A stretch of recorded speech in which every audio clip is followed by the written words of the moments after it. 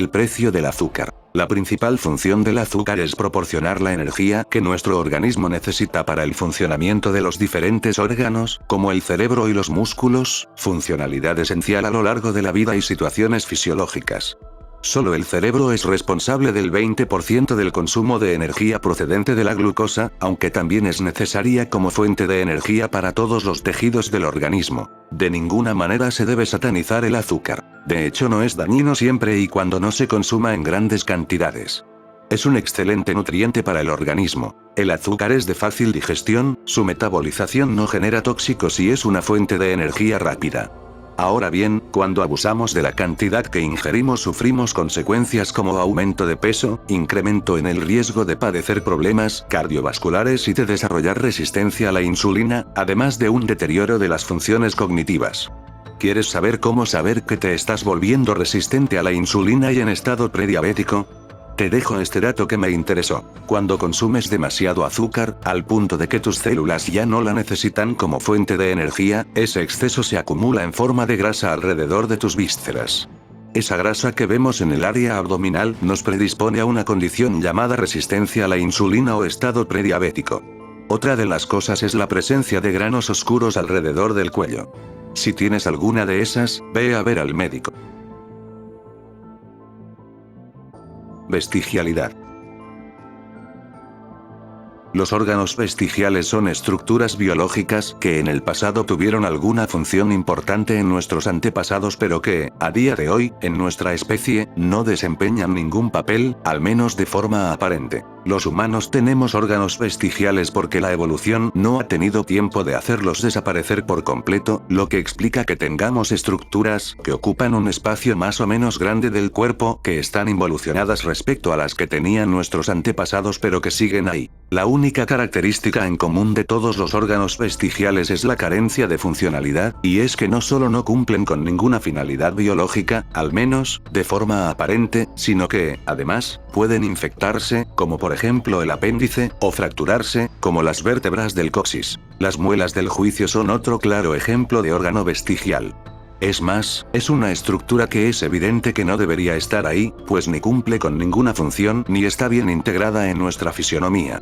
No tiene ningún sentido que, a partir de la pubertad, nos salgan unos dientes que no solo no nos sirven, sino que a menudo, para mantener la salud bucal, deben extirparse. Las muelas del juicio son, de nuevo, un legado de nuestros antepasados, especialmente de los simios, que necesitaban unos dientes mucho más fuertes y grandes para masticar la comida, pues seguían una dieta con alimentos muy duros. Los cambios en la nutrición hicieron que estos dientes fueran cada vez menos necesarios hasta llegar al punto de que la mandíbula humana no estuviera adaptada a su presencia. Ahora sabes por qué sufriste tanto en el médico.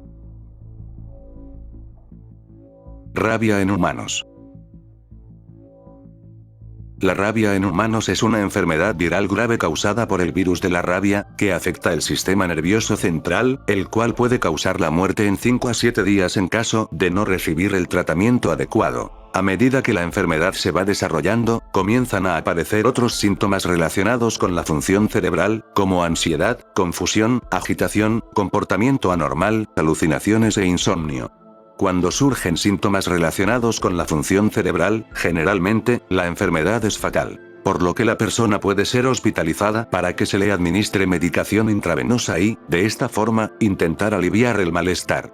Existen procedimientos que han permitido la sobrevivencia del paciente, como el procedimiento de Milwaukee, pero los casos son extremadamente bajos. Así que, inmediatamente que un animal agresivo te muerda, ve a ver al médico. Dibujos Da Vinci. En la obra anatómica de Leonardo los textos se subordinan a las imágenes. La ciencia de este artista se fundamenta en la comprensión visual y las herramientas que utiliza en sus investigaciones son el dibujo y la pintura. Leonardo fue un pionero en este campo, gracias a él, el estudio de la anatomía por medio del dibujo pasó a ser obligatorio para los estudiantes de pintura. Leonardo demostró una gran habilidad al representar el cuerpo humano en sus dibujos. Desde que esos dibujos se conocieron en 1900, los anatomistas reconocieron la claridad con la que Leonardo bosquejó órganos, músculos y huesos. Para Leonardo los aspectos más importantes de la anatomía humana eran el corazón, los músculos y la estructura ósea. Tal estudio lo ayudaba a perfeccionar el conocimiento del cuerpo humano, permitiéndole pintar mejor a sus modelos sobre el lienzo. Los descubrimientos de estos estudios quedaron registrados en los famosos dibujos de anatomía, que se encuentran entre los logros más significativos de la ciencia del Renacimiento. La riqueza de los estudios de anatomía de Leonardo que han sobrevivido, forjó los principios básicos de la ilustración científica moderna. Con la ilustración del hombre de Vitruvio, 1490, Leonardo demostró que cuando un hombre coloca sus pies firmemente en el suelo y estira sus brazos, puede estar inscrito en un círculo. Comparó el esqueleto humano con las rocas, soportes de la tierra, y la expansión de los pulmones al respirar con el flujo y reflujo de los océanos. Bacteriófago.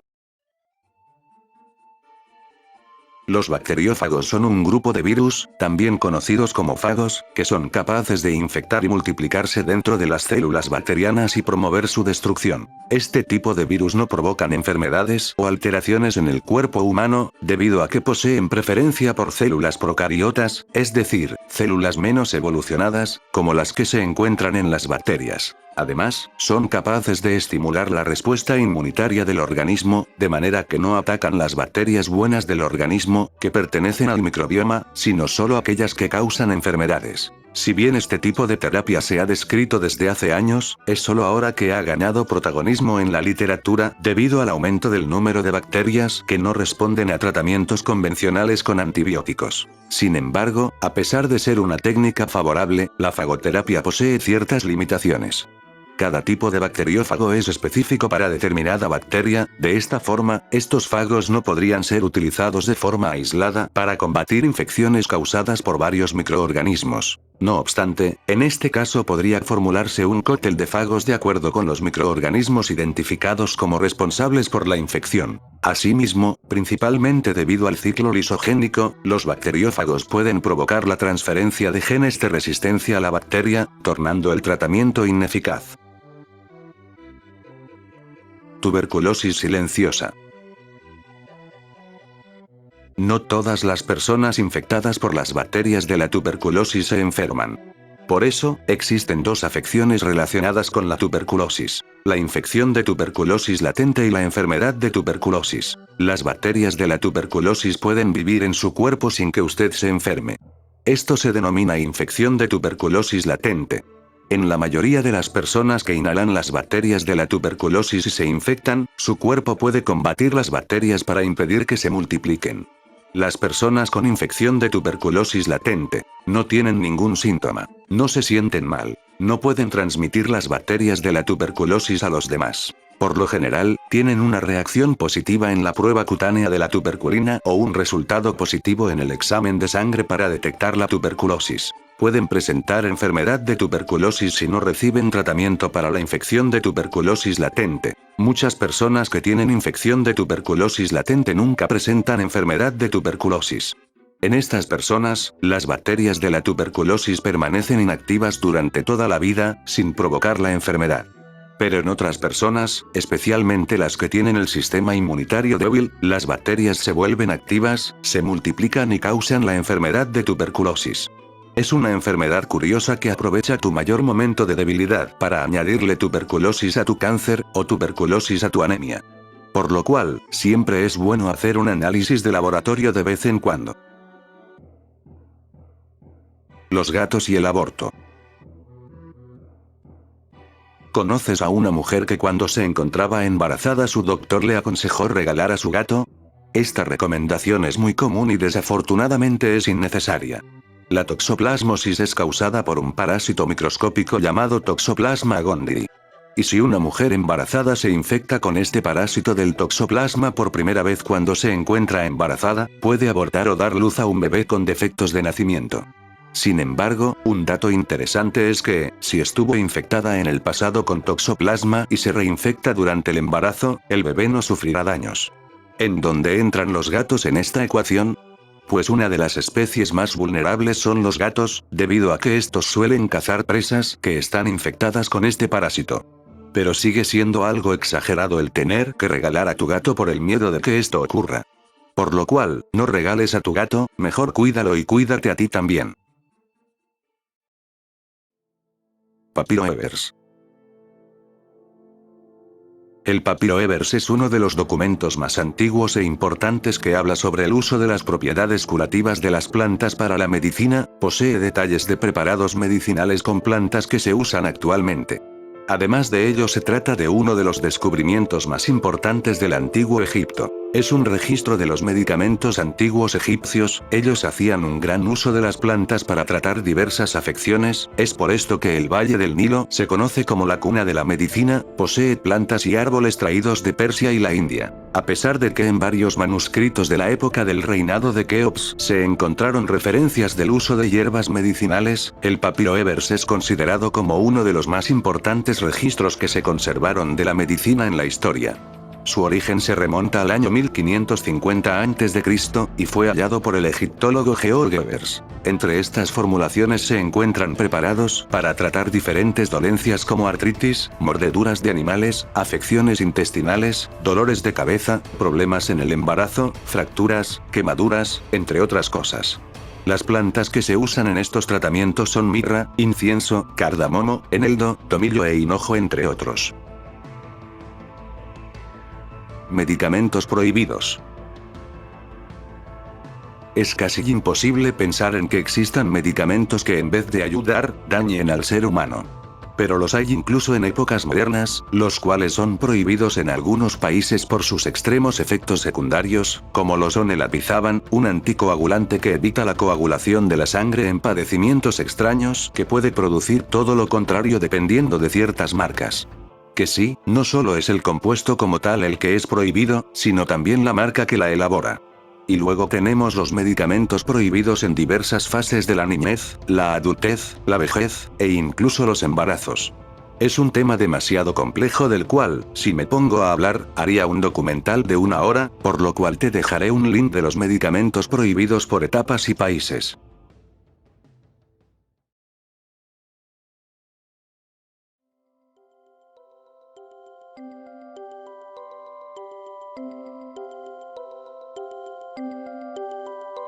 Gaetan Dugas. El SIDA empezó a ser reconocido en 1981, cuando los síntomas inusuales comenzaron a aparecer en los hombres homosexuales. Sin embargo, los investigadores fueron capaces de mirar más atrás en el tiempo mediante el análisis de muestras de sangre almacenadas de pruebas de hepatitis en la década de 1970 y, algunos de ellos contenían VI. Richard Mackay, historiador de la ciencia en la Universidad de Cambridge, aseguró que Gaetan Dugas fue uno de los pacientes más demonizados de la historia y uno de una larga lista de individuos y grupos señalados como autores de epidemias con una mala intención detrás. El empleado de Air Canada fue etiquetado como paciente cero por los Centros de Control de Enfermedades de Estados Unidos. No obstante, estudios recientes indican a la ciudad de Kinshasa, en la República Democrática del Congo, la ciudad en la que comenzó la pandemia de alcance mundial. Desde allí, se expandió al Caribe y a Estados Unidos alrededor de 1970. No fue hasta que llegó a la ciudad de Nueva York, donde el virus se encontró con una población que era como leña seca, causando que la epidemia se distribuyera muy rápido, infectando a gran cantidad de gente, por lo que llamó la atención del mundo por primera vez. Confirmando así que Gaetan no era realmente el paciente cero, y no estaban ni siquiera cerca el verdadero origen del brote, siendo manchado su nombre en la historia. Trypanosomiasis africana. La enfermedad del sueño, también denominada trypanosomiasis africana humana, es una enfermedad tropical muy extendida que, si no se trata, puede ser mortal. Se transmite por la picadura de una mosca tsetse infectada. La picadura de la mosca tsetse se convierte en una úlcera enrojecida. A las pocas semanas pueden aparecer fiebre, inflamación de los ganglios linfáticos, dolor muscular y articular, cefalea e irritabilidad. En las fases avanzadas, la enfermedad ataca el sistema nervioso central y aparecen cambios de personalidad, alteraciones del reloj biológico, provocando un sueño profundo, así como confusión, trastornos del habla, convulsiones y dificultad para caminar y hablar. Estos problemas pueden evolucionar a lo largo de muchos años. Si no recibe tratamiento, el enfermo muere. Como curiosidad, los microorganismos pueden transmitirse antes del nacimiento de la madre al feto. En raras ocasiones, la infección se transmite a través de transfusiones de sangre. Teóricamente, podría contagiarse a través del trasplante de órganos. Dieta de solitaria. A ver, siendo completamente sinceros. La mayoría de la gente sedentaria que se dedica a estar sentado todo el día habrá experimentado algo llamado engordar, y llegados cierto punto nuestro culo gordo ya ni siquiera cabe en la silla. Lo que una enorme cantidad de personas hace para arreglar este problema es hacer ejercicio, dejar de comer menos, cosas normales.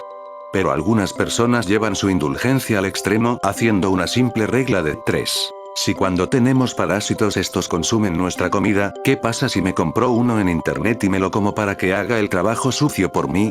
No es mentira, literalmente puedes comprarte uno de estos por eBay. En 2009, surgieron relatos de que un grupo de personas bastante locas de Hong Kong, que hacían dieta ingiriendo huevos de lombrices intestinales gigantes en un intento desesperado por bajar de peso, y de acuerdo a varias fuentes, las píldoras de Tenia se encuentran legalmente disponibles en una serie de clínicas en México. Al parecer, las pastillas del parásito que se pueden comprar en internet son las cabezas de Taenia saginata, que pueden alcanzar hasta 30 metros de largo en el interior del cuerpo humano. El parásito utiliza los ganchos en su cabeza para sujetarse al intestino y consumir una gran parte de los nutrientes que ingiere su anfitrión. Técnicamente, esto no lleva a una persona a perder peso, sino que también provoca una serie de complicaciones, como dolor abdominal o de estómago, y con el tiempo puede extenderse a otros órganos internos, como el apéndice, la bilis y los conductos pancreáticos. Así que, mejor deja esa lombriz tranquila y ve a bajar de peso como una persona normal. Guerra farmacéutica. Como todo en el mundo, cualquier cosa que genere intereses o mucho dinero, está predispuesto a ser un arma a utilizar por personas avariciosas que ven por encima de las vidas humanas una fuente de ingresos. Ni qué decir cuando los medicamentos que ofrecen cualidades milagrosas no son lo que prometen, o generan adicción al consumidor. Como es el caso del Nujol, el cual era un medicamento a base de petróleo que ayudaba a la indigestión. Y cómo no, si te mantenía en el baño hasta que la consciencia se te escapará por el ano. Existen muchos casos sobre medicamentos que fungían una labor milagrosa con desastrosos efectos secundarios, o medicamentos adictivos que provocaron problemas a los pacientes que lo consumían, dando pie a la conspiración de que todos los medicamentos han sido creados para un control de población y el nuevo orden mundial.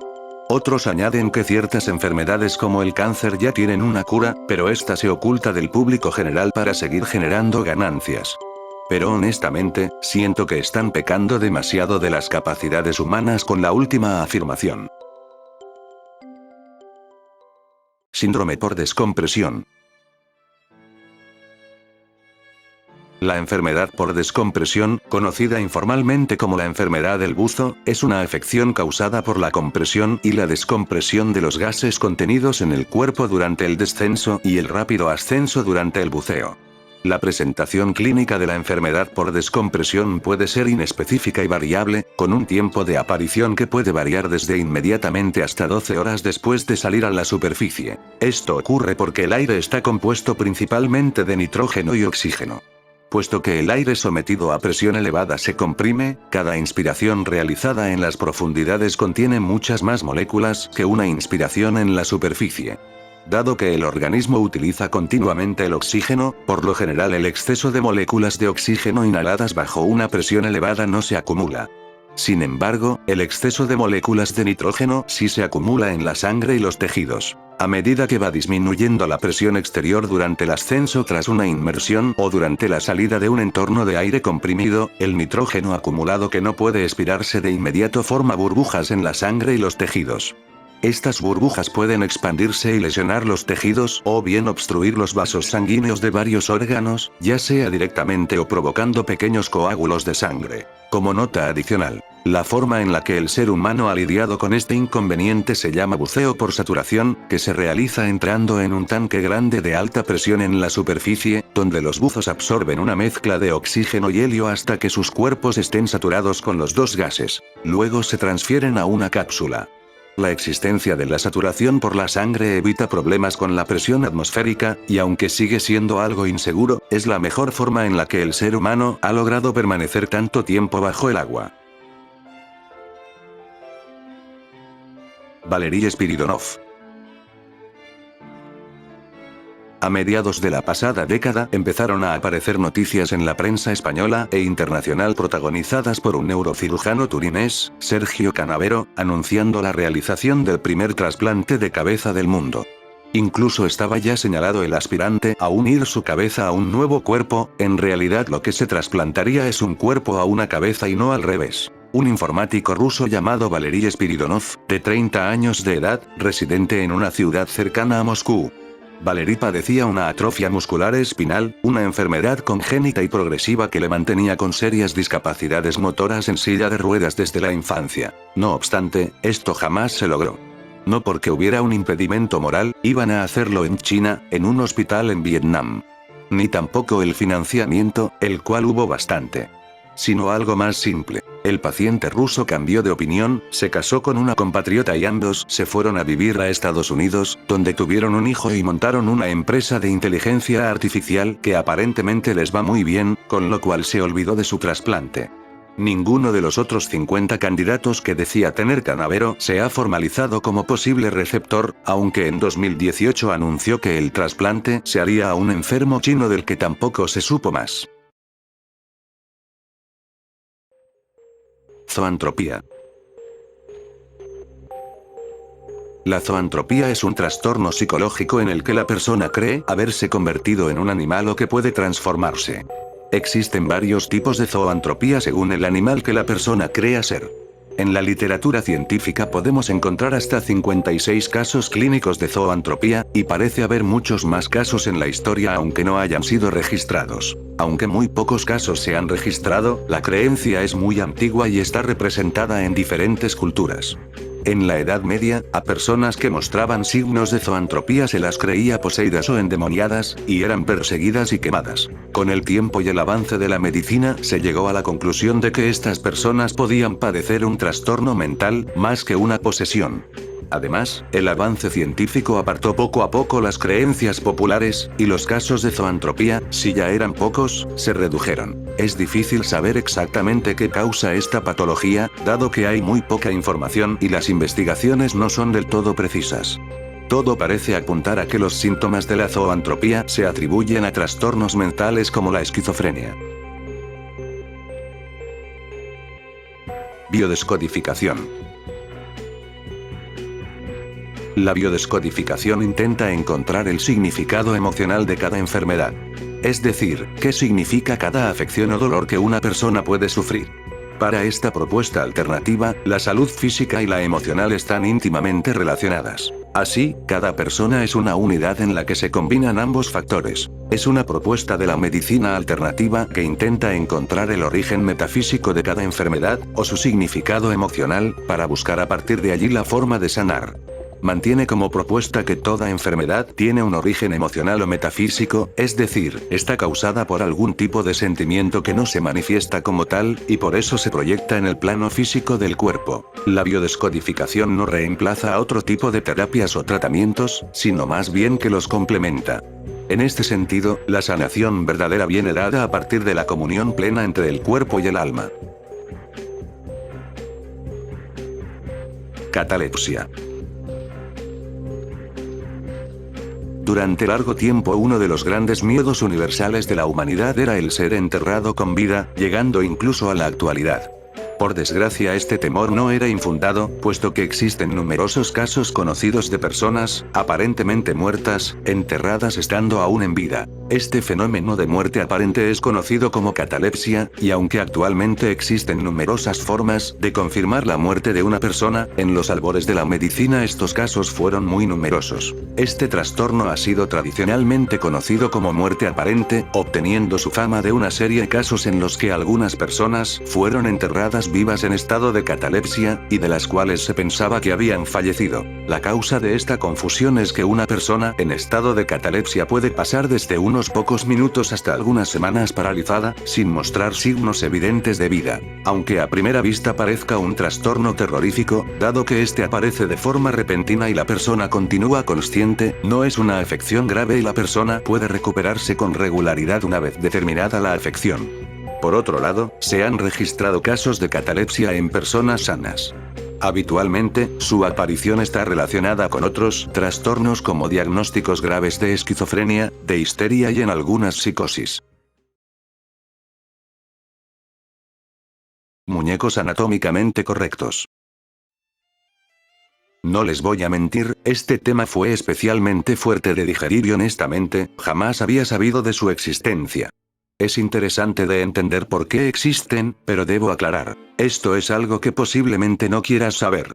De ti depende escuchar este puesto. Los muñecos anatómicamente exactos son muñecos que representan figuras humanas de diversas edades y que disponen tanto de vello púbico como de los orificios naturales de las personas. Estos muñecos son una herramienta diseñada especialmente para el trabajo con niños abusados sexualmente. El empleo de estos muñecos determinaría la posible ocurrencia de abusos sexuales. Los mismos han sido diseñados con el fin de que el niño pueda representar actos sexuales en sus diversas formas. La mayoría de los muñecos son en tela, con rasgos faciales pintados, pelo de lana y tienen representados los genitales externos. Cuentan con sus respectivos orificios en las muñecas mujeres y en los hombres sus órganos reproductores, hombres y mujeres con sus respectivos vellos. Son muñecos vestidos que se les puede quitar la ropa. El uso de muñecos anatómicamente correctos es muy polémico en el ámbito forense, existen autores que verifican su utilidad en la evaluación pericial con niños pequeños, en tanto que otros los consideran como un material muy sugestivo dentro de la evaluación forense y por otro lado los consideran como traumatizantes para niños que no han sido maltratados o abusados. Riñón robado. Seguro que muchos de los que lean estas líneas habrán oído contar de buena tinta, una historia sucedida a un conocido de un amigo o de un familiar, y ubicado en cualquier paraje de cualquier ciudad del mundo. Se trata del presunto rapto de una persona adulta, un hombre joven, que tras una noche de fiesta es drogado, pierde la conciencia y la recupera 24-48 horas después, descubriéndose entonces que le falta un riñón. En las versiones más novelescas, encuentra además una nota en la que se le da instrucciones. Allí le explican que su riñón ha sido robado por una banda de ladrones de órganos y subastado al mejor postor, mientras una ambulancia viene de camino. Pero ¿de dónde surgió este mito originalmente? Uno de los mayores escándalos mediáticos registrados en España relacionados con el mundo del trasplante, se produjo en 1996, cuando una periodista brasileña recibió el mayor galardón del periodismo español, el premio Juan Carlos I por una serie de artículos sobre el tráfico de órganos. En ellos se reproducían todos los tópicos al uso, y en especial uno, que luego se demostró sin base alguna en el que se describía el mito del riñón robado en un niño durante la visita con sus padres a un hipermercado de Río. Esta versión del niño se ha referido hasta la saciedad en lugares como Euro Disney y similares, aunque como en las otras versiones, nunca refrendada por prueba alguna. Efectivamente, nadie ha llegado a ver nunca de primera mano a una de estas víctimas, jamás se ha puesto una denuncia, lo que sin duda es una pena porque habría sido muy fácil verificar una extirpación reciente de un riñón y no muy complicado seguir la pista del mismo porque obviamente en algún hospital se habrá tenido que trasplantar y el receptor pasar el postoperatorio. Tampoco se explica muy bien por qué una vez dormido y raptado solo se le extirpa un riñón y no los dos, ni por qué se le deja en libertad al día siguiente tras una milagrosa recuperación de menos de 24 horas, para poner así en peligro toda la trama con la más que previsible denuncia a la policía. Así que, sí, es muy raro, por no decir nulo la historia donde a alguien lo cedan y le quitan los riñones. ¿Para qué detenerse ahí si puedes simplemente quitarle todo lo demás, ya sean córneas, hígado, páncreas, entre muchos otros órganos valiosos teniendo al sujeto ya a tu merced? Así no dejas testigos. Ah, y perdón, ahora avivé más tu miedo. Cannimorsus. Capnocytophaga cannimorsus, es una infección zoonótica que principalmente se transmite a través de la saliva de un perro. Es decir, esta es sin duda una bacteria patógena que de manera natural siempre está presente. Esta enfermedad puede causar septicemia, meningitis, endocarditis e infecciones oculares. Ahora bien, tampoco te creas que con ser lamido ya te han contagiado esta enfermedad del demonio. Sino que se produce al entrar la bacteria con una herida o zona expuesta. Aunque se da especialmente en pacientes esplenectomizados, que en español significa la extirpación del bazo. La bacteria es parte de la flora normal de las encías de perros y gatos. La enfermedad cursa con sepsis potencialmente fulminante por asociación a coagulación intravascular diseminada. Retirada de Sigris. Conocida como una medicina que ayudaba a pacientes con shock séptico para mejorar su supervivencia, pero tras una década de comercialización, un estudio demostró que este medicamento realmente no sumaba ni restaba al mejoramiento de los pacientes. Por lo cual, fue retirada del stock médico. La mala noticia recorrió como la pólvora las unidades de cuidados intensivos y reanimaciones así, como las redes sociales como Twitter, donde está ampliamente reflejada, y confirma las dudas de aquellos que afirmaban que su inclusión en las guías de tratamiento como la Surviving Sepsis Campaign había sido demasiado prematura teniendo en cuenta que se sustentaba en un único ensayo clínico. Un caso para aprender de los errores cometidos y que no deja de dejarnos una sensación ambigua, pues si bien podríamos haber estado aplicando un tratamiento sin beneficio claro, la sistematización en el tratamiento de la sepsis, sin duda catalizada por la introducción de la proteína C activada en el mercado y el patrocinio de Lilly, permitió mejorar en conjunto la supervivencia de los pacientes con sepsis grave durante toda una década. Controversia de Aduhelm. Aduhelm fue el primer medicamento aprobado por la FDA contra la demencia con dudosos resultados. Se trataba de un medicamento inyectado que ataca y previene la propagación de esta enfermedad en el cerebro, teniendo algunos estudios que decían, podía detener la degeneración cerebral de las personas. No obstante, en pleno 2024, 3 años después de su comercialización, sería retirado del mercado debido a su ineficiencia. Por lo cual, lamentablemente siguen sin existir tratamientos para esta enfermedad. Inmunidad al VIH. No existen personas inmunes al VIH. En el sentido convencional de la palabra. Sin embargo, hay un pequeño porcentaje de personas que parecen ser naturalmente resistentes a la infección por el VIH. A pesar de estar expuestas al virus. Estas personas son extremadamente raras y su resistencia se debe a factores genéticos específicos que les otorgan una mayor capacidad para combatir la infección. Esto sucede de la siguiente forma. El VIH daña el sistema inmune humano mediante la invasión de las células del sistema inmunitario conocidas como linfocitos T, impidiendo que la maquinaria molecular se reproduzca, destruyendo así las células huésped y dejando a la persona infectada más vulnerable frente a otras enfermedades. Entonces, lo que pasa aquí es sencillo. Debido a una configuración genética específica, genera que el virus no tenga un medio de acceso hacia las células, casi similar a ser una cerradura distinta que la llave no puede abrir. No obstante, esto es una mutación genética rara, por lo cual, es casi imposible que la puedas tener. Síguete cuidando, mano. Bebés a la carta. En 2015 la revista Science, una de las más prestigiosas de la ciencia global, anunció que el avance científico del año iba a parar en manos de 2 mujeres, Emmanuelle Charpentier y Jennifer Doudna. Tras 3 años de prueba y error, las científicas habían logrado refinar una técnica de edición genética, bautizada como CRISPR, que permitiría modificar los genes casi con la misma precisión con la que podemos usar la función de copiar y pegar en un computador. En otras palabras, Charpentier y Doudna lograron crear unas tijeras de ADN, que pueden ser guiadas específicamente a una secuencia del material genético, para quitarla y reemplazarla por otra. En ese entonces se dijo que el descubrimiento venía cargado de promesas para un futuro lejano. Combatir dolencias hereditarias, tratar directamente enfermedades como el SIDA y el cáncer y, tal vez lo más temido, poder crear bebés a la carta.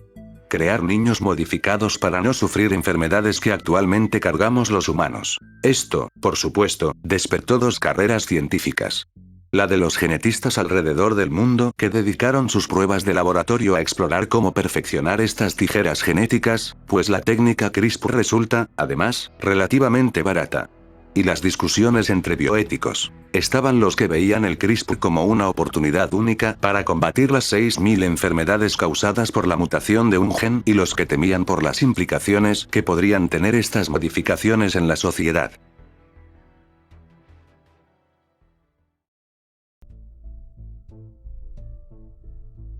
Negligencia hemiespacial. La heminegligencia, o negligencia espacial unilateral, es un desorden neurológico que se expresa de un modo muy extraño en los pacientes que la padecen. En concreto, hace que la persona, manteniendo aparentemente un grado normal de consciencia, sea incapaz de reconocer estímulos que le llegan de uno de los lados de su cuerpo. Los enfermos ignoran la mitad de su campo visual, hasta el punto que solamente ingieren la comida que se encuentra en el lado derecho de su plato, escriben en el lado derecho de un folio o se atan el zapato derecho porque ni siquiera reconocen su pierna izquierda. Como síntoma, la heminegligencia es la incapacidad para advertir de manera consciente elementos que llegan desde uno de los lados con respecto al eje que atraviesa el propio cuerpo desde la frente hasta la nuca. Por otro lado, el síndrome de negligencia unilateral es el cuadro clínico de una persona que aparentemente no presta atención a nada que esté situado a uno de sus lados, o, dicho de un modo más técnico, uno de sus hemicuerpos, lo cual significa que ni lo percibe de manera consciente ni realiza acciones ubicadas en esa mitad del hemicuerpo. Por ejemplo, una persona con heminegligencia no será capaz de advertir un perro que esté situado a la izquierda de su campo visual, pero tampoco será capaz de afeitarse completamente la barba. Solo se rasurará la mitad de la cara. Por otro lado, si se le pide a una persona con negligencia que dibuje una plaza tal como la está viendo, solo dibujará una mitad, pero si se la cambia de posición y pasa a mirarla desde el lado opuesto al anterior, dibujará la mitad que había quedado omitida y no la otra. Las causas más frecuentes de la heminegligencia acostumbran a ser accidentes isquémicos que dejan sin circulación sanguínea a ciertas partes del cerebro y matan las neuronas de esa zona. Así pues, el infarto cerebral suele estar en el historial médico de este tipo de pacientes. Apotemnofilia. ¿Te imaginas tener un deseo intenso y duradero de que te amputaran una de tus piernas? Eso es lo que les ocurre a las personas que padecen de esta particular condición denominada apotemnofilia o xenomelia. Moni, Jovaris y Furt describieron por primera vez dos casos en los que se presentaba un deseo intenso de amputarse una pierna completamente sana y lo acuñaron como apotemnofilia. Desde entonces, este cuadro ha sido estudiado y se le han atribuido diversos nombres y explicaciones. Esta condición afecta, mayoritariamente, a los hombres y el deseo tiende a presentarse, con signos de sufrimiento, desde la infancia o principios de la adolescencia. Así, asociaron el deseo de amputación a una disfunción sexual, atribuyendo su origen a un trastorno parafílico. Sin embargo, más adelante surgieron otras alternativas posibles, describiendo casos en los que no existían problemas en la sexualidad o estos consistían en una motivación secundaria. Una de las hipótesis fue el deseo de obtener el rol de enfermo, como ocurre en el síndrome de Munchausen, alternativa que no tuvo una gran acogida y fue descartada. En cambio, la hipótesis de una posible disfunción en el desarrollo de la identidad corporal, por ejemplo, fue algo más aceptada. Janet Parker. La viruela del mono, que registra más de 250 casos en el mundo, ha puesto en alerta a las autoridades sanitarias globales. Dicha infección pertenece a la misma familia que la viruela, la enfermedad que mató a millones de personas antes de ser erradicada en 1980 tras una ardua labor de inmunización. Solo en el siglo XX, se estima que aproximadamente 300 millones de personas fallecieron de viruela y su última víctima fue Janet Parker, una fotógrafa médica de la Facultad de Medicina de la Universidad de Birmingham, Inglaterra. Parker, de 40 años, trabajaba un piso por encima de un departamento donde se llevaba a cabo investigación sobre la viruela con el aval de la Organización Mundial de la Salud. Su director, el profesor Henry Bedson, enfocaba su investigación en hallar métodos más eficientes para distinguir entre distintos tipos de viruela, y entre la viruela y las afecciones que podrían imitarla. Temía que la enfermedad un día brincara a los animales, mutara y regresara a los humanos. El 11 de agosto de 1978, Parker se fue del trabajo con un gran dolor de cabeza. Se encogió de hombros ante el dolor muscular que venía en espasmos cada vez más fuertes. Una vez en casa, le comenzaron a salir unas feas pústulas en la espalda, en las extremidades y en la cara. Un médico le comentó que padecía varicela, pero la madre de la paciente se mostró escéptica. Recordaba que su hija había tenido varicela en la niñez y no lucía de la misma forma. 9 días después, una desgastada Janet fue trasladada al hospital de los suburbios de Birmingham en silla de ruedas a una sala de aislamiento en la unidad de enfermedades infecciosas. En ese momento, su sarpullido estaba muy grave y había desarrollado manchas rojas en el pecho, las extremidades y el rostro. Parker tenía una temperatura de 38 grados, se quejaba de dolor en las extremidades y tenía erupciones pustulosas en todo el cuerpo, pero como era mundialmente conocido que el último caso de la enfermedad se había reportado un año antes, la viruela era lo último en lo que el personal sanitario pensaba. Luego de registrarse una cantidad elevada de glóbulos blancos y una insuficiencia renal leve, los doctores reconocieron que estaban ante un caso de una de las más peligrosas enfermedades del planeta. Viruela. El doctor Alastair Heder, especialista en enfermedades infecciosas en el Hospital del Este de Birmingham, cuando apareció este caso, declaró: era una enfermedad temida. No solo había pánico en Birmingham, había pánico en el gobierno y en la OMS por si regresaba. Muy rápidamente apareció allí la prensa nacional e internacional, recordó. Se volvió un gran tema global, enfatizó Jerez. El período de incubación de la viruela es bastante largo, unos 12 días, así que tuvimos una gran ansiedad durante 2 semanas por si iban a aparecer más casos. Las autoridades sanitarias locales comenzaron a movilizarse y los primeros en ser vacunados y puestos en cuarentena fueron los más allegados a la fotógrafa médica. El domingo 3 de septiembre, el padre de Parker, de 71 años, se despertó con leves náuseas y fue llevado al hospital por precaución, pero perdió la vida al día siguiente de un presunto infarto causado, según los medios, por el estrés de la situación. Los forenses decidieron no realizar una autopsia para confirmar su fallecimiento por temor a un posible contagio de viruela. A la madre de Janet le diagnosticaron viruela y tuvo que ser hospitalizada, en consecuencia, no pudo asistir a los entierros de su hija y su esposo. El 16 de octubre de 1978, las autoridades declararon que Birmingham estaba libre de viruela, pero la pregunta sobre cómo exactamente se había contagiado Parker nunca tuvo una respuesta satisfactoria. Al año siguiente se realizó un juicio, pero 3 magistrados desestimaron las evidencias de la acusación que denunciaban que la Universidad de Birmingham había infringido la ley de salud y seguridad en el trabajo.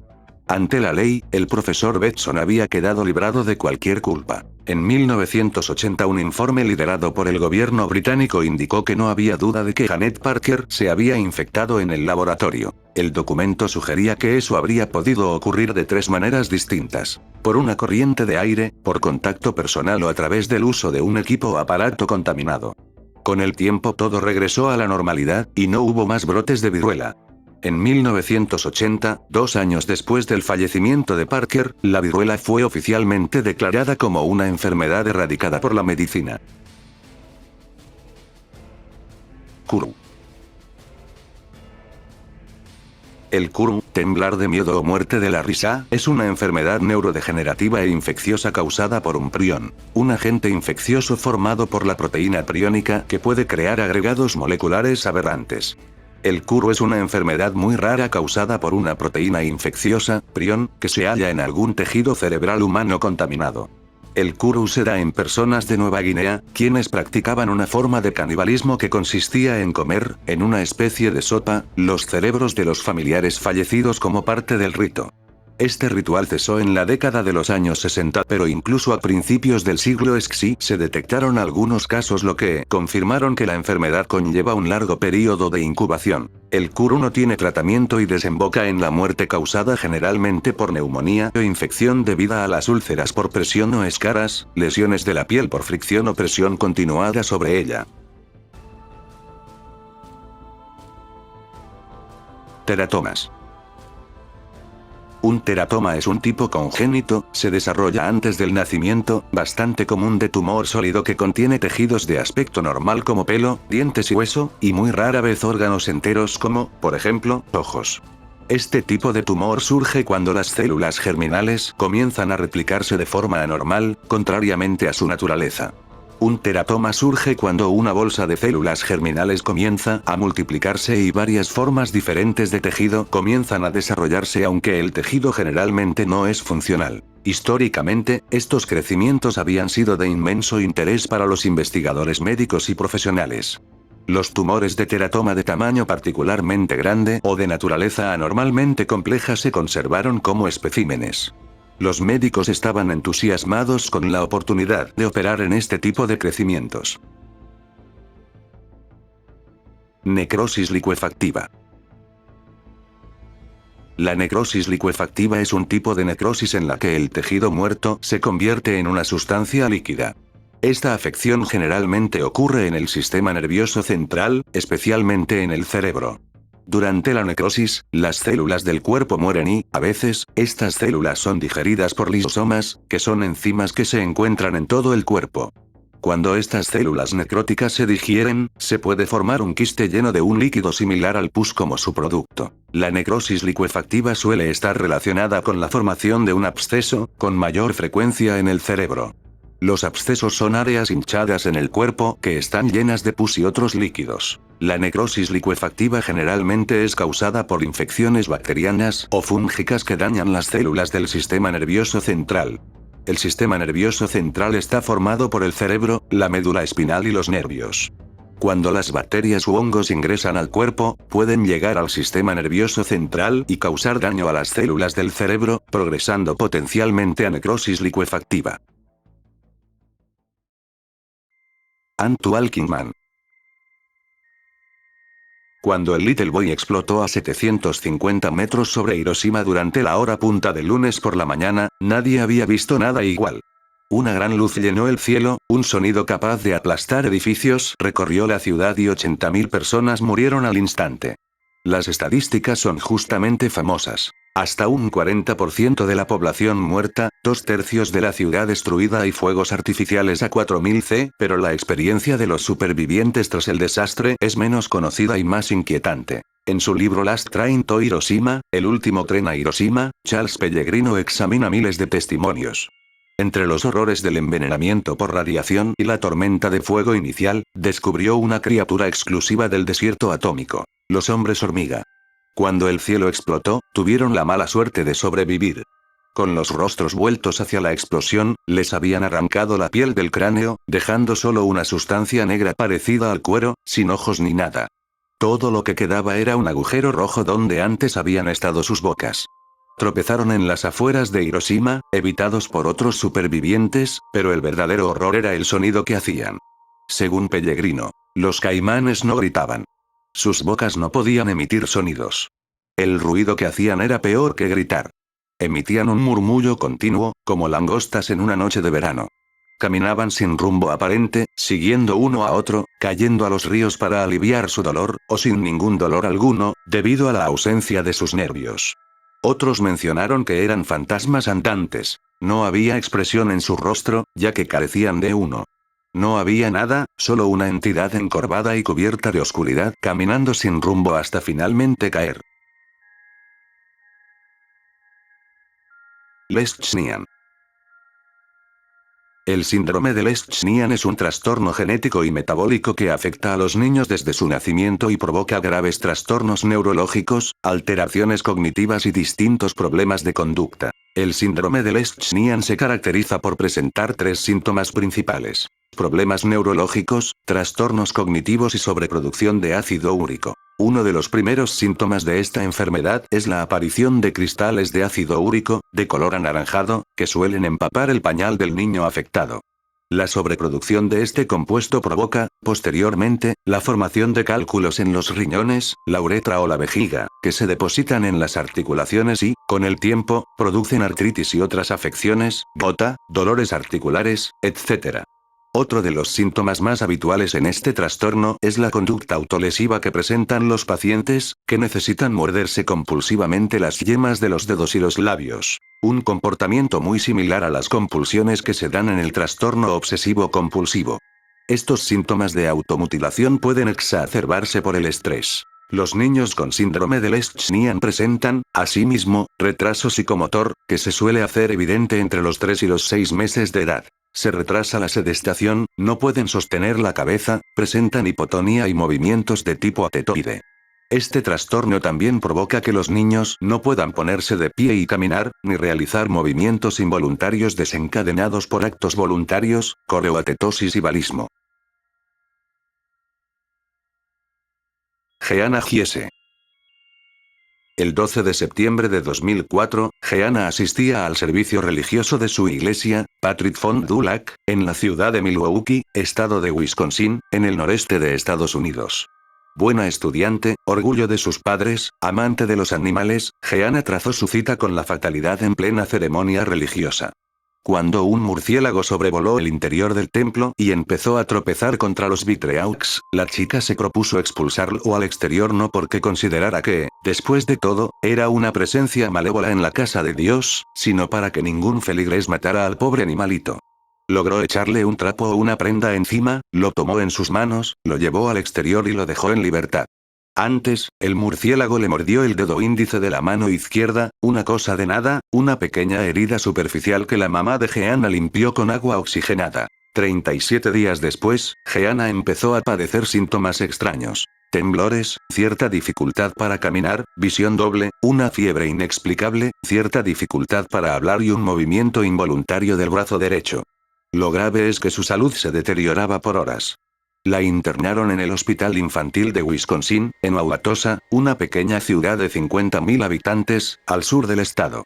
Los médicos no sabían qué le pasaba a Jeanna. Los síntomas no coincidían con males conocidos. Y la medicación para los males conocidos no hacían efecto en la muchacha. Hasta que su madre recordó aquel mínimo episodio casi sin importancia, el del murciélago y la leve mordedura tratada con agua oxigenada. Fue entonces cuando el Dr. Rodney Willoughby y su equipo empezaron a sospechar que Jeanna podía estar infectada con el virus de la rabia. El tiempo que separaba a la mordedura del inicio del tratamiento, más de un mes, auguraba un pronóstico fatal. Si lo que Jeanna padecía era rabia, le esperaba una muerte horrible. Era rabia. Con Jeanna al borde de la muerte, el Dr. Willoughby ofreció a los padres dos posibilidades. Un tratamiento paliativo, con pocas garantías de vida, casi ninguna, o una nueva estrategia agresiva, nunca ensayada hasta entonces. Una combinación de fármacos antiexcitantes con poderosos antivirales. La condición era poner en coma a Jeanna.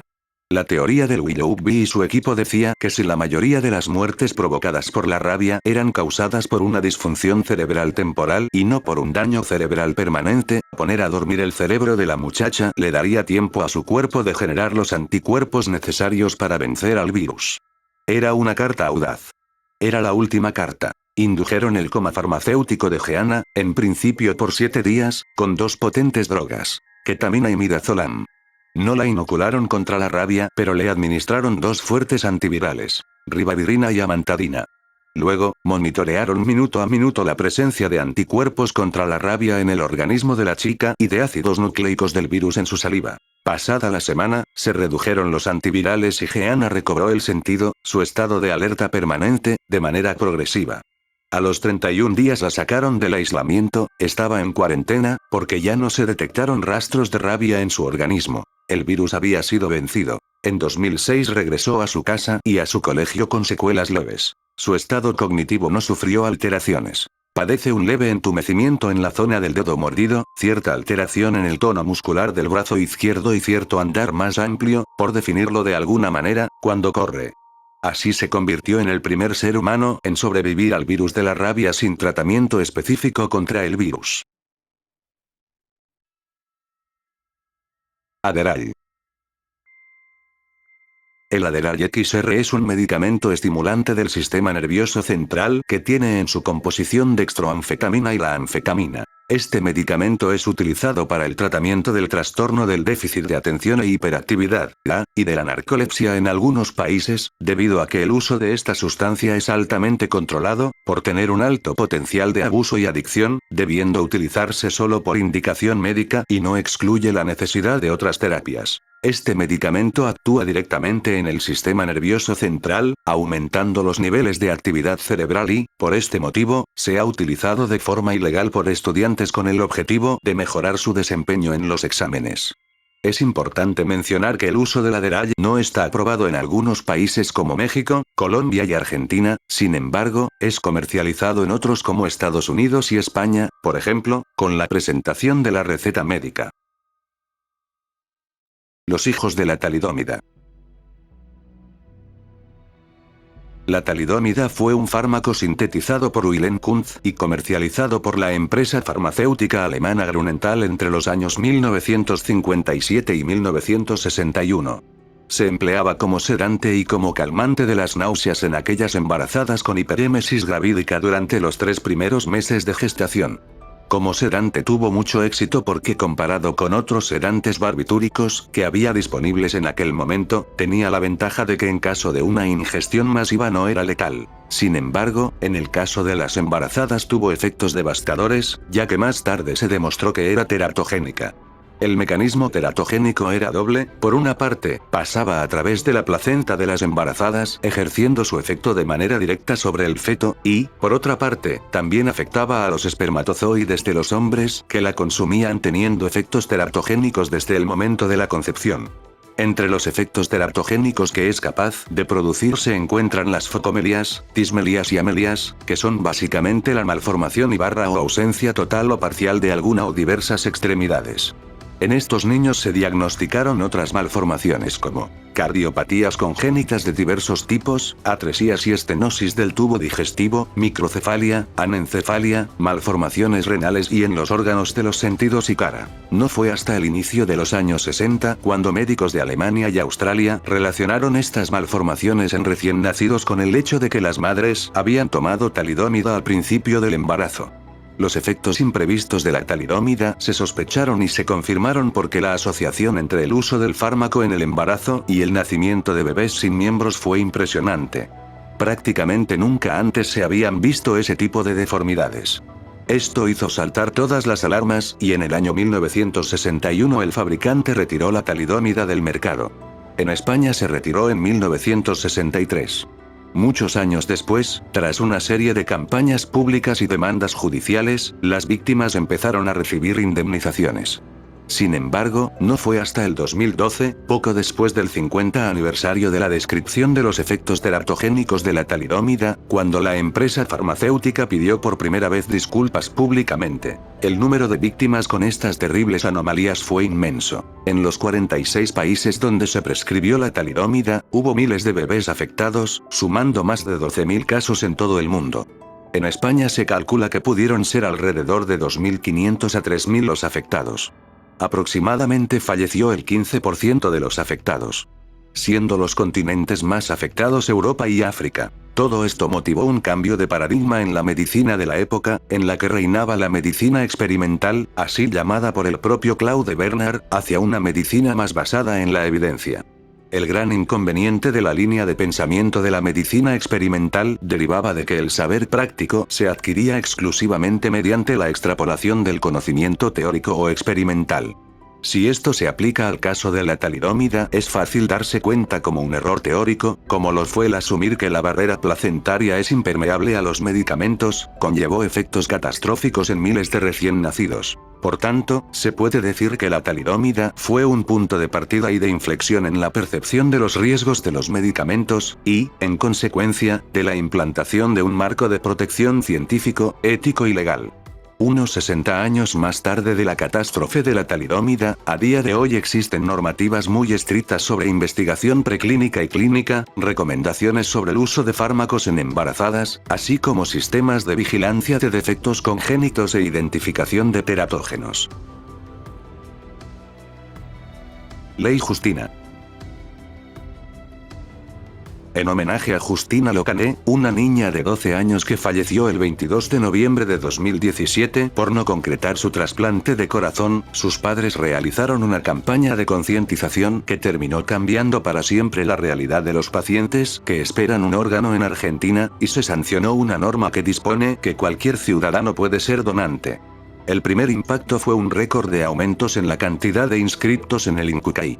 Miles de personas que esperaban un trasplante pudieron recibir una donación gracias a esta ley reglamentada. Según el contenido de la norma, toda persona mayor de 18 años es donante de órganos o tejidos, salvo que haya dejado constancia expresa de lo contrario. En la Argentina, la experiencia de la ley Justina aplicada hace pocos años, cambió la elección por defecto de las donaciones. La norma anterior obligaba a los profesionales a cargo de la procuración a consultar a la familia sobre la voluntad del presunto donante.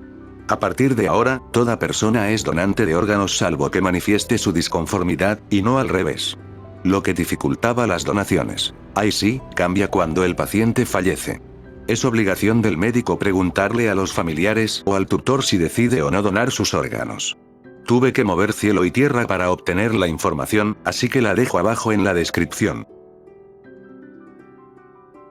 Diprosopeus.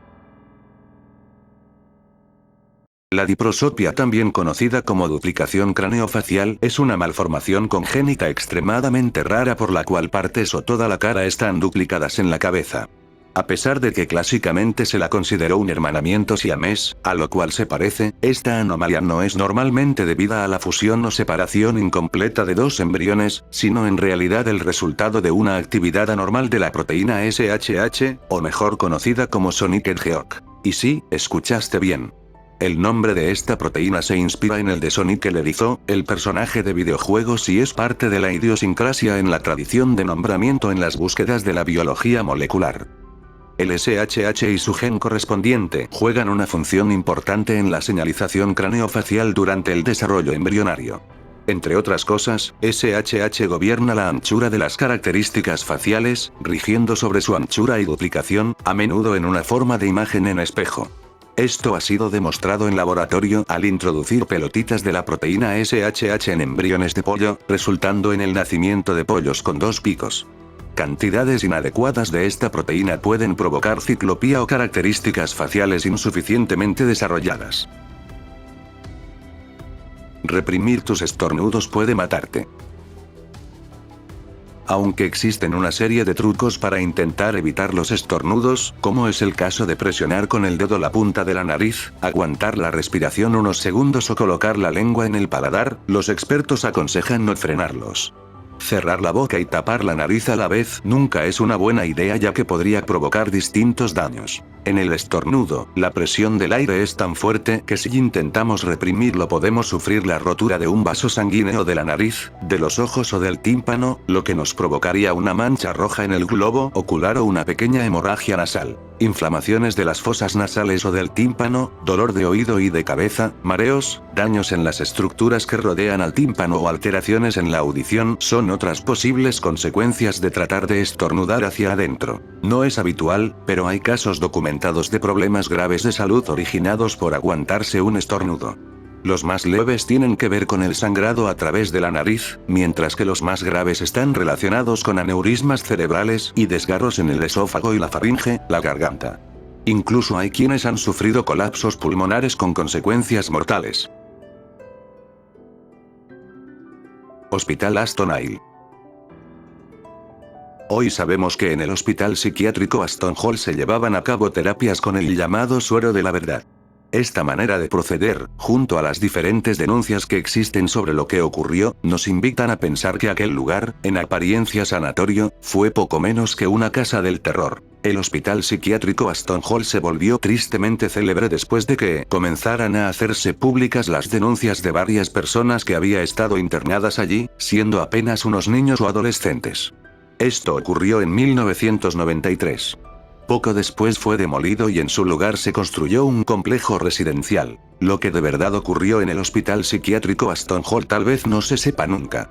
Y no se sabrá porque solo se cuenta con el testimonio confuso de quienes fueron tratados allí por el entonces superintendente del hospital, Kenneth Milner. Aparentemente fueron drogados arbitrariamente y esto alteró su memoria. Hoy Milner está muerto y con él la posibilidad de escuchar su testimonio. Durante la Segunda Guerra Mundial, comenzó a emplearse un fármaco al que se le apodó como el suero de la verdad. Se trataba de la mital de sodio, un compuesto químico muy poderoso que ejerce un efecto desinhibitorio. Esto quiere decir que si este se le aplica a alguien, pierde el control sobre los mecanismos de autorrepresión. Se pierde la voluntad. A este método se le llamó narcoanálisis. Durante la guerra se empleó este fármaco para hacer un tratamiento de emergencia a los soldados que entraban en shock. Esto sucedía cuando se veían enfrentados a experiencias demasiado traumáticas. Estas, muchas veces, eran reprimidas, es decir, olvidadas. Sin embargo, tales experiencias retornaban en forma de parálisis, parcial o total, o estados de profundo abatimiento que les impedían funcionar normalmente. Cuando esto ocurría, los psiquiatras militares empleaban el suero de la verdad. Al administrarlo, rompían la represión de los soldados. Estos recordaban las experiencias traumáticas y se producía una catarsis que luego conducía a una recuperación del equilibrio, al menos de manera parcial. Era como abrir una herida infectada para limpiarla y permitir luego que cicatrizara. En el Hospital Psiquiátrico Aston Hall se utilizó este fármaco de manera sistemática. Hay denuncias por posibles abusos sexuales. Testimonios de que algunas pacientes eran obligadas a desnudarse, luego se les aplicaba el fármaco, para después experimentar confusión. Los expertos indican que los recuerdos que emergen bajo el influjo de esa sustancia no son transparentes. Asimismo, pueden ser inducidos o modificados. Otros pacientes del hospital psiquiátrico Aston Hall creen que la terapia con el suero de la verdad sí les sirvió. En realidad, nunca lo sabremos.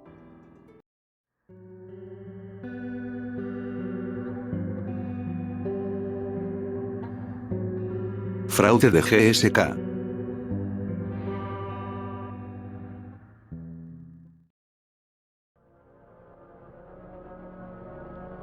El escandaloso caso de corrupción en el que se vio envuelta la farmacéutica británica GlaxoSmithKline en China, donde fue acusada por el Ministerio de Seguridad Pública de dedicar 489 millones de dólares para sobornar médicos, hospitales y burócratas a través de agencias de viajes y empresas de consultoría, constituye un episodio adicional en los casos de corporaciones corruptas dentro del ámbito médico. La empresa fue acusada de promover dos populares medicamentos antidepresivos para usos no aprobados y de no haber presentado datos sobre la seguridad de uno de los fármacos para diabetes más vendidos, según anunció la Administración de Alimentos y Fármacos de ese país, aunque también incluía sanciones por la promoción inadecuada de otros 6 medicamentos. Pero el caso se refiere principalmente a 3 fármacos: 2 antidepresivos, Paxil, Wellbutrin, y un medicamento para diabetes Avandia. La farmacéutica admitió haber promovido inapropiadamente los 2 antidepresivos para usos no aprobados por la FDA, incluido el tratamiento de depresión en menores de 18 años y otros trastornos como obesidad, ansiedad y adicción.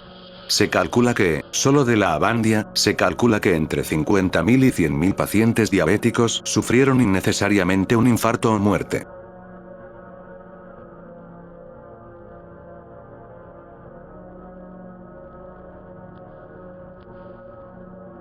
La medicina, como la conocemos hoy, es el resultado de siglos de evolución, investigación y avances científicos. Sin embargo, en su búsqueda por curar y aliviar el sufrimiento humano, el pasado médico ha transitado por caminos oscuros y, a veces, incomprensibles para la mente moderna.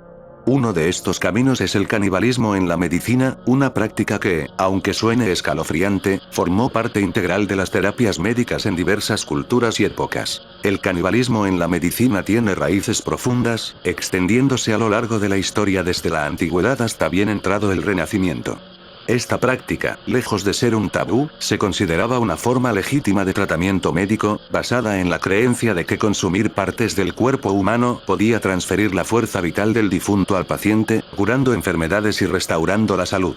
En la antigua Roma, por ejemplo, se creía que la sangre de los gladiadores, vista como un elixir de fuerza y valentía, podía curar la epilepsia y otras dolencias. Esta práctica se basaba en la idea de que la vitalidad del gladiador caído podía ser absorbida por aquellos que consumían su sangre. Asimismo, en el Egipto de los faraones, el polvo de momias trituradas se recetaba para curar hemorragias y promover la cicatrización de heridas, fundamentado en la presunción de que las propiedades conservantes de las momias podían transferirse a los vivos. Avanzando hacia la Edad Media y el Renacimiento, el canibalismo en la medicina se institucionalizó aún más. Los médicos europeos prescribían mermeladas hechas de carne humana, polvo de cráneo para aliviar dolores de cabeza y ungüentos de grasa humana para tratar todo, desde la artritis hasta la gota. Estas prácticas no eran meras supersticiones. Eran recomendaciones médicas basadas en los textos y teorías de la época. El canibalismo en la medicina no se limitaba a una práctica uniforme. Abarcaba una variedad de ingredientes y aplicaciones, cada uno con sus propias justificaciones y métodos de preparación. Entre los componentes más comunes se encontraban la carne de momia, la sangre humana, los huesos y la grasa, todos utilizados con el objetivo de curar enfermedades o mejorar la salud. La carne de momia, obtenida de cuerpos embalsamados, era especialmente valorada. Se creía que poseía propiedades curativas únicas, capaz de tratar desde simples dolores hasta enfermedades crónicas. Este ingrediente era tan popular que incluso se generó un mercado negro de falsificaciones, lo que llevó a la creación de regulaciones para asegurar su autenticidad. La sangre humana también jugaba un papel crucial en el canibalismo en la medicina. Consumida fresca o coagulada, se creía que la sangre, especialmente la de los jóvenes y fuertes, podía transferir su vitalidad al paciente. Esta práctica se basaba en la teoría de los humores, que postulaba que el equilibrio de los fluidos corporales era esencial para la salud. Beber sangre se consideraba una forma de reequilibrar estos humores y, por ende, curar enfermedades. Los huesos y la grasa humana eran igualmente valorados por sus supuestas propiedades medicinales. El polvo de cráneo, por ejemplo, se recomendaba para tratar la epilepsia y los dolores de cabeza, mientras que la grasa humana se utilizaba como ungüento para aliviar dolores articulares y musculares. Estos ingredientes se obtenían de cadáveres recientes, y su uso reflejaba la creencia en la capacidad de los restos humanos para curar y proteger a los vivos. Afortunadamente, con la llegada del Renacimiento, todo se disipó en simples actos abominables, dando pie a la medicina moderna. Experimento Tuskegee. El experimento Tuskegee fue un estudio clínico llevado a cabo entre 1932 y 1972 en la ciudad estadounidense de Tuskegee, Alabama, por el Servicio de Salud Pública de Estados Unidos. Entonces, 600 aparceros afroestadounidenses, en su mayoría analfabetos, fueron estudiados para observar la progresión natural de la sífilis si no era tratada y si se podía llegar hasta la muerte. Este experimento generó mucha controversia y provocó cambios en la protección legal de los pacientes en los estudios clínicos. Los sujetos utilizados en este experimento no habían dado su consentimiento informado, no habían sido debidamente notificados de su diagnóstico y fueron engañados al decirles que tenían mala sangre, un término local para referirse a enfermedades que incluían la sífilis, la anemia y la fatiga.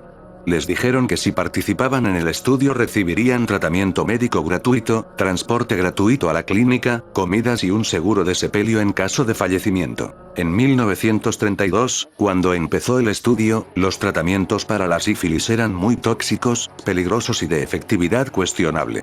Parte de la intención del estudio era determinar si los beneficios del tratamiento compensaban su toxicidad y reconocer las diferentes etapas de la enfermedad para desarrollar tratamientos adecuados a cada una de ellas. Los médicos reclutaron a 600 varones negros. De los 600, 399 estaban infectados con sífilis antes de comenzar el estudio, para estudiar el progreso de la enfermedad durante los 40 años siguientes. Para establecer comparaciones, también se estudió un grupo de control de 201 varones sanos. En 1947, la penicilina se había convertido en el principal tratamiento para la sífilis. Antes de este descubrimiento, la sífilis frecuentemente conducía a una enfermedad crónica, dolorosa y con fallo multiorgánico. En vez de tratar a los sujetos del estudio con penicilina y concluirlo o establecer un grupo control para estudiar el fármaco, los científicos del experimento Tuskegee ocultaron la información sobre la penicilina para continuar estudiando cómo la enfermedad se diseminaba y acababa provocando la muerte. También se advirtió a los sujetos que evitaran el tratamiento con penicilina, que ya estaba siendo utilizada con otros enfermos del lugar. El estudio continuó hasta 1972, cuando una filtración a la prensa causó su fin. Para entonces, de los 399 participantes, 28 habían muerto de sífilis y otros 100 de complicaciones médicas relacionadas. Además, 40 mujeres de los sujetos resultaron infectadas y 19 niños contrajeron la enfermedad al nacer. Agua destilada. Javier Duarte. Hay pocas cosas que son tremendamente del desagrado de la población general, una es la corrupción, otra es la negligencia médica, y otra son los políticos. Y qué mejor que juntar a los tres en la fórmula del caos. El caso del agua destilada es un escándalo relacionado con el exgobernador del estado mexicano de Veracruz, Javier Duarte. En 2016, durante la gestión de Duarte, se descubrió que en hospitales públicos de Veracruz se suministraba agua destilada en lugar de quimioterapia a pacientes con cáncer.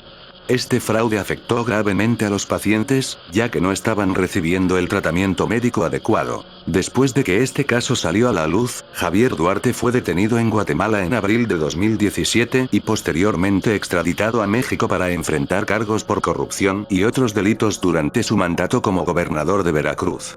En 2018, Duarte fue condenado a 9 años de prisión por lavado de dinero y asociación delictuosa. Sin embargo, en 2020, se le añadieron 10 años más a su condena por los delitos de asociación delictuosa y peculado.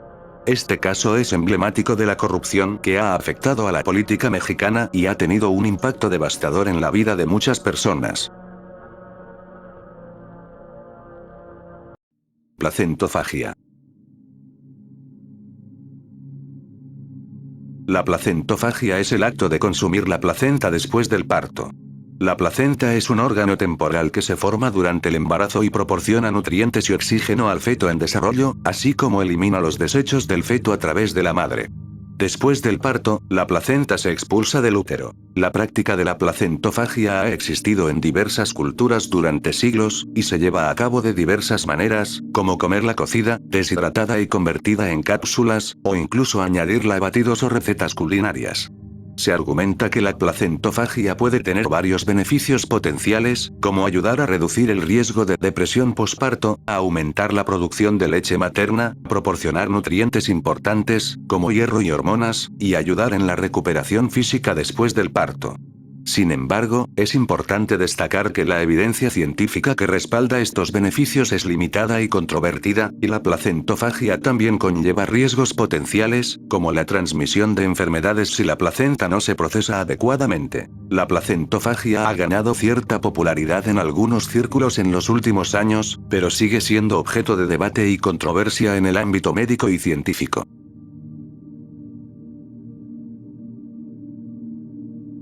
No morimos de vejez. La teoría de que no morimos directamente a causa de la vejez, sino más bien debido a las enfermedades y condiciones asociadas con el envejecimiento, es una perspectiva común en la biología del envejecimiento y la gerontología. Esta teoría sugiere que el envejecimiento en sí mismo es un proceso biológico complejo que aumenta la susceptibilidad a una variedad de enfermedades y disfunciones, lo que a su vez conduce a la muerte. Algunos argumentan que si pudiéramos encontrar formas de prevenir o tratar eficazmente estas enfermedades y disfunciones asociadas con el envejecimiento, podríamos extender significativamente la vida humana y mejorar la calidad de vida en la vejez. Esto se conoce como la hipótesis del envejecimiento saludable o envejecimiento exitoso, que postula que si podemos mantener la salud y la función de los órganos y sistemas del cuerpo durante más tiempo, podríamos retrasar el proceso de envejecimiento y aumentar la longevidad. En resumen, la teoría de que no morimos por la vejez directamente sugiere que es el deterioro y las enfermedades relacionadas con el envejecimiento lo que finalmente lleva a la muerte, y aboga por intervenir en estos procesos para mejorar la salud y prolongar la vida humana. 2 muestras de viruela son almacenadas en el mundo. Se cree que solo hay 2 muestras de virus de la viruela almacenadas en el mundo, y están bajo control estricto de 2 laboratorios de alta seguridad. Una está en los Centros para el Control y la Prevención de Enfermedades, CDC, en Atlanta, Estados Unidos, y la otra está en el Instituto Vector en Novosibirsk, Rusia. Estas muestras son parte de un esfuerzo mundial para erradicar la viruela. La viruela fue oficialmente erradicada en 1980, después de una campaña global de vacunación dirigida por la Organización Mundial de la Salud.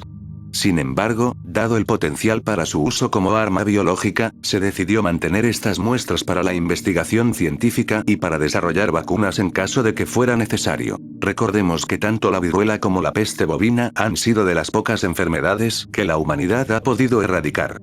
Y la viruela es de las enfermedades más letales que existen. El peligro de que 2 naciones rivales aún tengan una muestra de estas enfermedades, en conjunto con los rumores de la creación de armas con potencial extintivo, han generado demasiadas dudas respecto al uso de la viruela. Recordemos uno de los casos más hablados de este canal, con el arma de potencial extintivo proveniente de la viruela por parte de Estados Unidos. Solo queda esperar a que estas muestras realmente estén siendo bien administradas, por el bien tanto mío, como tuyo, y de la humanidad. DX. El DX es un compuesto desarrollado durante la Segunda Guerra Mundial por los científicos alemanes bajo las órdenes del régimen nazi.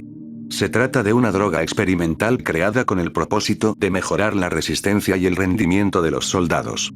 La fórmula básica del DX incluye metanfetamina, cocaína y un opioide llamado eucoral, oxicodona. Esta combinación de sustancias estaba destinada a potenciar las capacidades físicas y mentales de los soldados, permitiéndoles combatir durante períodos más largos sin descanso y soportar condiciones extremas sin desmoronarse físicamente. El uso de drogas para mejorar el rendimiento de los soldados no era nuevo, pero el DX representaba un enfoque más agresivo y experimental en la búsqueda de la superioridad militar. Los efectos de estas sustancias combinadas incluían una mayor resistencia al dolor, una disminución de la fatiga y una sensación de euforia y confianza, aunque también conllevaban riesgos significativos de dependencia, daño físico y mental. Afortunadamente, el DEX nunca se produjo en masa ni se utilizó ampliamente en el campo de batalla, ya que la guerra terminó antes de que los experimentos pudieran ser plenamente implementados. No obstante, su desarrollo es un ejemplo de cómo la ciencia y la medicina pueden ser explotadas con fines militares, a menudo con consecuencias éticas y humanas profundamente preocupantes. Experimento nigeriano de Pfizer.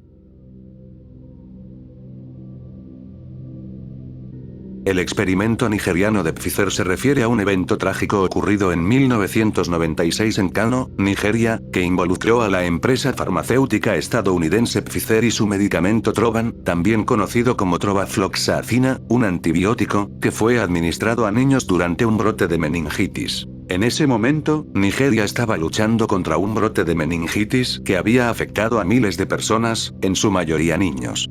Pfizer llevó a cabo un ensayo clínico para probar la eficacia de Trovan como tratamiento para la meningitis bacteriana en niños. Sin embargo, el ensayo estuvo plagado de controversias y acusaciones de prácticas éticamente cuestionables. Entre las críticas al experimento se incluyen: consentimiento informado inadecuado. Se cuestionó si los padres de los niños dieron un consentimiento informado adecuado para participar en el ensayo. Se alegó que algunos padres no entendieron completamente los riesgos involucrados o que se les dijo que estaban recibiendo tratamiento gratuito para la meningitis, en lugar de ser parte de un ensayo clínico. Falta de aprobación ética. Se informó que Pfizer no obtuvo la aprobación ética adecuada para llevar a cabo el ensayo en Nigeria y que no se siguieron los estándares éticos internacionales. Resultados adversos y muertes. Durante el ensayo, hubo informes de que algunos niños murieron y otros sufrieron daños permanentes, incluyendo daño cerebral. Se cuestionó si estas muertes y lesiones estaban relacionadas con el uso de Trovan. Después del ensayo, se desató un litigio prolongado entre Pfizer y el gobierno nigeriano, así como demandas presentadas por los padres de los niños afectados. En 2009, Pfizer llegó a un acuerdo extrajudicial de $75 millones para compensar a las víctimas y financiar proyectos de salud en Nigeria. El caso sigue siendo objeto de debate y ha llevado a un escrutinio más profundo de la ética en la realización de ensayos clínicos en países en desarrollo. David Reimer. David Reimer fue un hombre canadiense conocido por ser el sujeto central de un famoso y controvertido experimento en psicología y sexología realizado por el Dr. John Money. La historia de David Reimer se volvió emblemática en los debates sobre la naturaleza y la crianza en la identidad de género. David Reimer nació como Bruce Reimer el 22 de agosto de 1965 en Winnipeg, Manitoba, Canadá. Cuando tenía 8 meses, fue sometido a una circuncisión que salió mal, dañando irreversiblemente su pene. Los padres de Bruce, preocupados por su bienestar, buscaron consejo médico y fueron referidos al psicólogo y sexólogo John Money en la Universidad Johns Hopkins. John Money era un proponente de la teoría de que la identidad de género es principalmente el resultado de la crianza y el ambiente. Sugirió que Bruce podría ser criado como una niña, argumentando que si Bruce era socializado como niña desde una edad temprana, adoptaría una identidad de género femenina. A la edad de 22 meses, Bruce fue sometido a una orquiectomía, extirpación de los testículos, y se le dio un nombre femenino, Brenda. Money utilizó este caso para apoyar sus teorías y lo presentó como un éxito en varias publicaciones científicas. Sin embargo, la realidad fue muy diferente. Brenda nunca se adaptó completamente al rol de género femenino y tuvo una infancia y adolescencia extremadamente difíciles. A los 14 años, después de años de sentirse incómoda con su identidad impuesta y sufrir problemas emocionales, Brenda fue informada de su historia por sus padres. Decidió entonces tomar el nombre de David y vivir como hombre, sometiéndose a tratamientos médicos y cirugías para revertir lo que se había hecho. David Reimer intentó llevar una vida normal, pero continuó enfrentando problemas emocionales y psicológicos. Se casó y tuvo hijos adoptivos, pero las cicatrices de su infancia y el trauma psicológico persistieron. Trágicamente, David Reimer se suicidó el 4 de mayo de 2004. El caso de David Reimer tuvo un impacto significativo en el campo de la psicología y la sexología, y sus implicaciones continúan siendo debatidas. La historia demostró los peligros de imponer identidades de género basadas únicamente en teorías, sin considerar profundamente la complejidad del desarrollo humano y la identidad personal. Harold Shipman. Harold Shipman fue un médico británico que se convirtió en uno de los asesinos en serie más prolíficos de la historia moderna.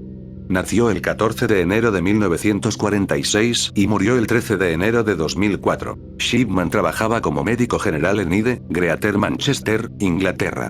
Durante su carrera, cometió una serie de asesinatos, principalmente de pacientes ancianos, administrándoles dosis letales de opioides, especialmente morfina y diamorfina, heroína.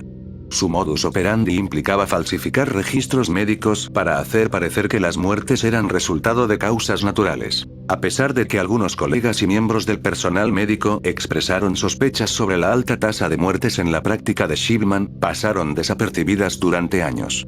Finalmente, en 1998, un médico local, la doctora Linda Reynolds, notificó a la policía sus preocupaciones sobre la cantidad de certificados de defunción firmados por Shipman y la frecuencia inusual de muertes en su práctica. Tras una investigación exhaustiva, la policía descubrió pruebas que vinculaban a Shipman con los asesinatos.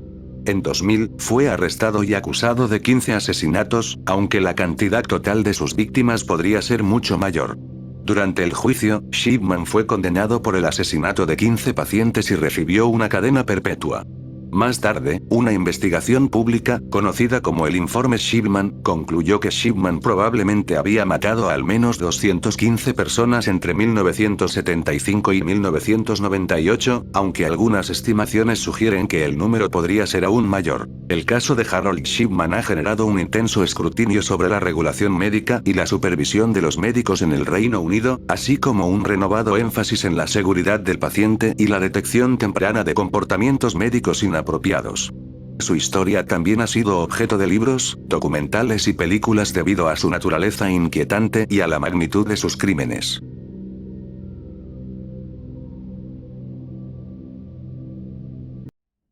Las enfermedades son necesarias. La idea de que las enfermedades son necesarias es un concepto complejo y matizado. Desde ciertas perspectivas, las enfermedades pueden tener funciones o consecuencias que podrían considerarse necesarias en un sentido evolutivo o biológico. Desde el punto de vista de la selección natural, en un sentido evolutivo, las enfermedades pueden actuar como un mecanismo de selección natural, ayudando a eliminar individuos más débiles o menos adaptados dentro de una población. Esto puede contribuir al mantenimiento de la diversidad genética y la resistencia de una población a futuras amenazas. Asimismo, la regulación del crecimiento poblacional, que en algunas circunstancias, las enfermedades pueden ayudar a regular el crecimiento de la población al reducir el número de individuos dentro de una especie. Esto puede evitar el agotamiento de recursos y mantener el equilibrio ecológico. La cura del cáncer es imposible. La afirmación de que la cura del cáncer es imposible es un tanto simplista y no del todo precisa. Es cierto que el cáncer es una enfermedad compleja y diversa, con muchos tipos diferentes, cada uno con sus propias características y desafíos únicos. En ese sentido, la idea de una cura única para todos los tipos de cáncer puede ser poco realista en el corto plazo. La complejidad del cáncer, incluida su heterogeneidad, la resistencia a los tratamientos y la capacidad de propagarse, hace que sea un desafío formidable para la investigación y el desarrollo de terapias efectivas. Sin embargo, es importante entender que los avances en la investigación del cáncer han llevado a un mejor entendimiento de la enfermedad y han resultado en tratamientos cada vez más efectivos. A día de hoy, muchos tipos de cáncer son tratables e incluso curables, especialmente si se detectan en etapas tempranas. Además, aunque puede que no haya una cura definitiva para todos los tipos de cáncer en este momento, la investigación continúa avanzando en múltiples frentes. Se están desarrollando nuevas terapias dirigidas, inmunoterapias, tratamientos personalizados y técnicas de detección más precisas, todo lo cual está mejorando constantemente las tasas de supervivencia y calidad de vida de los pacientes con cáncer. Entonces, mientras que la idea de una cura única para todos los tipos de cáncer puede ser un objetivo a largo plazo, no es correcto decir que la cura del cáncer es completamente imposible. Más bien, es un desafío complejo y en constante evolución que requiere esfuerzos continuos en investigación, prevención, detección temprana y tratamiento para seguir progresando en la lucha contra esta enfermedad devastadora. Enfermedad décimo. La enfermedad X es un término utilizado por la Organización Mundial de la Salud, OMS, para referirse a una enfermedad desconocida o no identificada que podría causar una epidemia o pandemia en el futuro.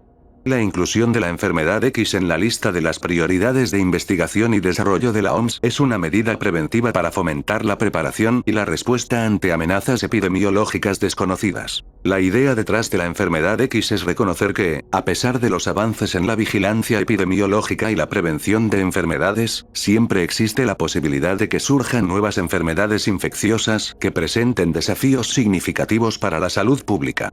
La OMS utiliza el término enfermedad X para resaltar la importancia de estar preparado para enfrentar tales amenazas emergentes y promover la investigación y el desarrollo de vacunas, tratamientos y medidas de control adecuados.